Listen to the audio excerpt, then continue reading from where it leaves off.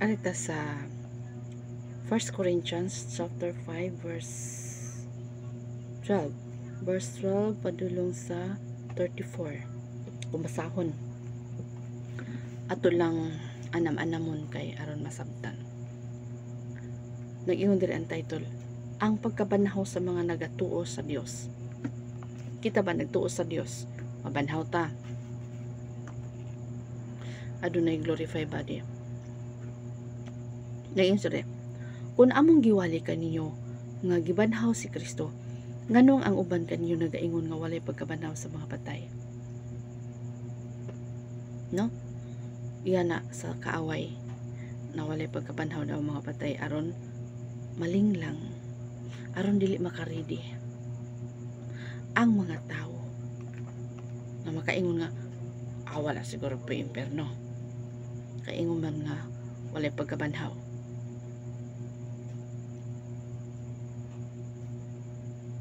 Kung tinuod nga walay pagkabanhaw sa mga patay, nagakahulugan nga si Kristo wala usab mabanhaw. No, manailang ko walay pagkabanhaw. So si Kristo di ay pod wala po'y pagkabanhaw kung mao na yung pagtuo sa uban. Ug kung wala mabanhaw si Kristo, walay kapuslanan ang among pagwali, ug wala usay kapuslanan ang inyong pagtuo. So muna nga di kita motuo nga walay pagkabanhaw kay si Kristo biya nabanhaw. Amen. So kung wala daw pagkabanhaw si Kristo, kung wala daw kung pagkabanhaw, kung wala daw pagkabanhaw, wala kapuslanan nato pagtuo. No? Ug wala usay kapuslanan ang inyong pagtuo, dili lang kana mugawas nga bakak ang among gisulti mahitungod sa Dios. Kay nagasulti man kami nga gibanhaw niya si Kristo. So ang mga apostoles nagsangyaw nga nabanhaw si Kristo. Kunya nag-ingon ang uban walay pagkabanhaw. So sa ato pa diay bakak ang ilang gisulti ni Pablo. No? Warning. Apan kung walay pagkabanhaw sa mga patay, wala siya mabanhaw. Kung wala ay pagkabanhaw mga patay, si Kristo wala po nabanhaw. No? Ang inyong pagtuo walay kapuslanan o wala pa kamo mapasaylo sa inyong mga sala. So kung wala nabanhaw si Kristo, wala pa kapuslanan ang atong pagtuo.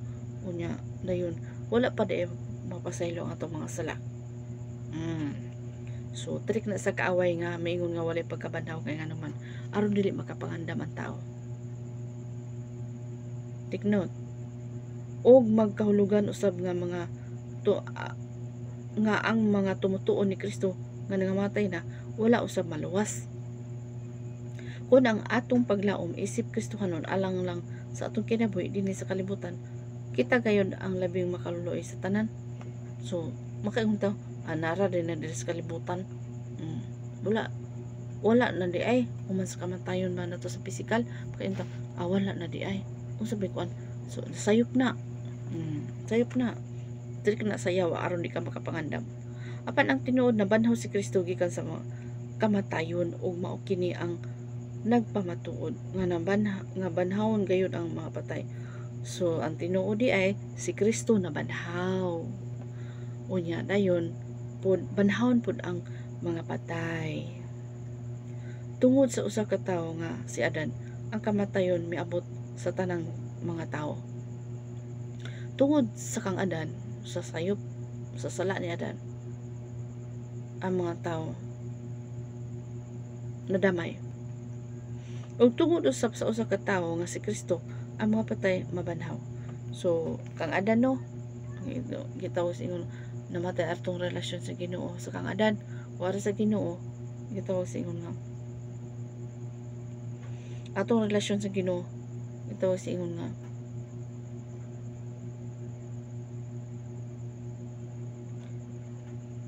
sa kang Kristo, ang atong relasyon kang Kristo gitawag sa ingon nga kitang tanan mabanhaw. So atong relasyon sa kang Kristo kay nabanhaw man si Kristo, so mabanhaw sabta bisan na ka ng mga kasasala mabanhaw man na, pero naay ikaduhang kamatayon. No? Pero kita kausap ta mamatay sa atong pisikal, pero atong kalag dili na mamatay. No, wala na ikadong kamatayon, kausar ta mamatay. Ngayon sa diri, kung ang atong paglaom isip Kristohanon alang lang sa atong kinabuhi dinhi sa kalibutan, kita gayon ang labing makaluloy sa tanan. Apan ang tinuod na banhaw si Kristo gikan sa kamatayon, umo kini ang pagpamatud nga nabanhaw gayud ang mga patay. Tungod sa usa ka tawo nga si Adan, ang kamatayon miabot sa tanang mga tawo. Miabot ang kamatayon sa tanang mga tao. Ano? Nahimulang ta sa relasyon ato sa Ginoo. May iya-iya nga panahon ang pagkabanhaw.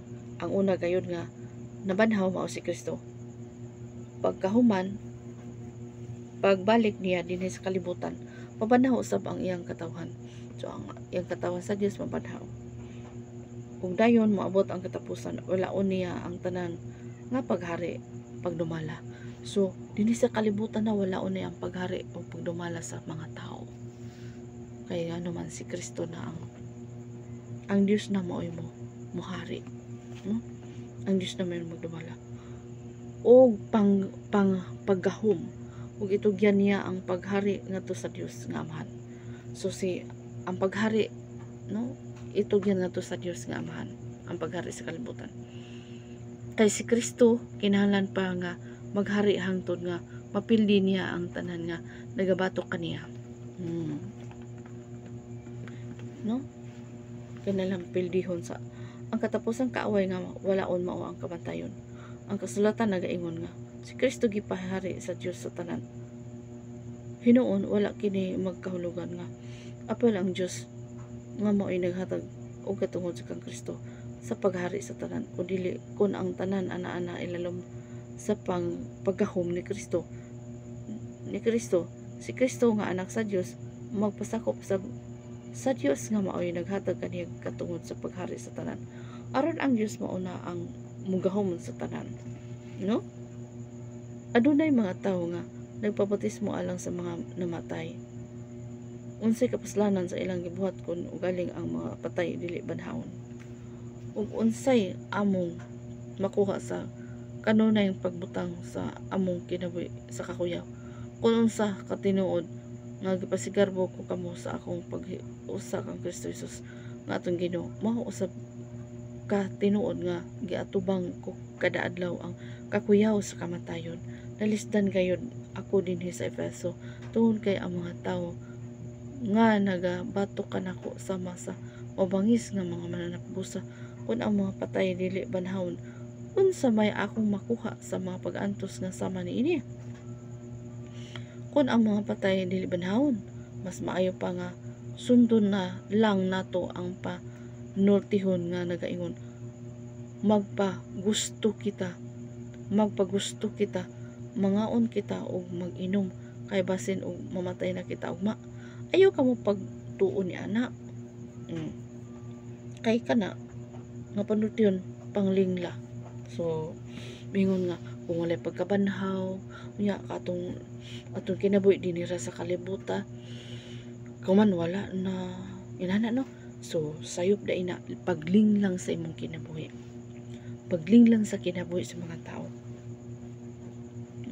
Mag-inom ta, maghudya ka ta kay dinira din ni kalibutan na. So sayop na giling lang ka sa kaaway niya na. So warning, no? Warning. Kasagaran sa baka katawa pagpangutya ka ng mga tao bitang bisyoso, mga tao nga dili mo submit ngadto sa Ginoo, dili mo surrender ngadto sa Ginoo. So dili ta magkumpiyansa, no? Magkadaot sa maayong warning ha, ayaw ka mo pagtuon ni ana kay kana mga panultihon pang linglang lang hinuon. Tuuhin ninyo ang panultihon nga nagaingon makadaot sa maayong pamatasan ang pagpakiguban sa mga tao nga daotan, no? Madaot imong pamatasan kung makigkuyog-kuyog ka sa mga tao nga daotan. Pag tinarong na kamo o biyain ninyo ang pagpakasala, gisulti ko kini kaninyo aron maulaw kamo kay ang uban kaninyo sayop ang pag-ila sa Dios. So no, sayop ang pag-ila sa Dios ang uban. So Salamat kay sa Ginoo niya. Kita sa itong kinabuhi, dili ta mapahiyon ni kalibutan na. Ang atong kinabuhi, dili sa ta mo adapt nining kalibutan na. Magpalain gyud ta. Kay unsa may kalahian kun motipon po kanila, no? Mo apil sa ganito inom-inom, bahak-hak, katawa, wala kay kalainan sa uban. Kung sige sa Panginoon, pagpalain ka mo, pagbalaan ka mo, kay ako balaan man, no? Kung dili ka maglain ba, kuyog ra ka mo, daloy ra ka sa kalibutan, mga iyo na apareha sa radi ay ipakaulawan ni mo ang Ginoo niya na. Labi nang mailan ka nga Kristohano na ka, unya dayon magwandog-wandog gihapon ka, mainom gihapon ka sa makahubog nga ilim nun. Warning ka, manubagas Ginoo niya na. Tuuli mo wala lang, pero sa kabilang buhay kinalang bitaw adunay future gyud ang atong kalag. Ato gini taganong future atong kalag. Ug kini hatag sa Ginoo, dili ni atong trabaho. Hatag sa Dios ug kita sad kusang loob nato. Nga mo submit, mo obey sa diha sa Ginoo. Kusang loob nato. Wala man ni pinagsanay, pero kay baluta unsa ang future. Kainit ra ba gyud sa imperno kana lagi nga nang kayo ganing atong halingon. Init mangid gani kay na ug mahilos ta. Init mangid gani kay na. Ug how much more dito na walay pagkapalong. Nya magkagot ang ipon. Magkagot ang ipon tungod sa kainit, tungod sa awahin ng pagbasol. Dapat karon pala mahitagtabang sa Ginoo. Loy, tabangi ko sa akong sitwasyon, sa akong kinabuhi. Tabangi ko Ginoo. Ang Ginoo mo tabang ni mo niya na. Tawag ka si Jesu Kristo. Direct to God. Direct to God. God bless.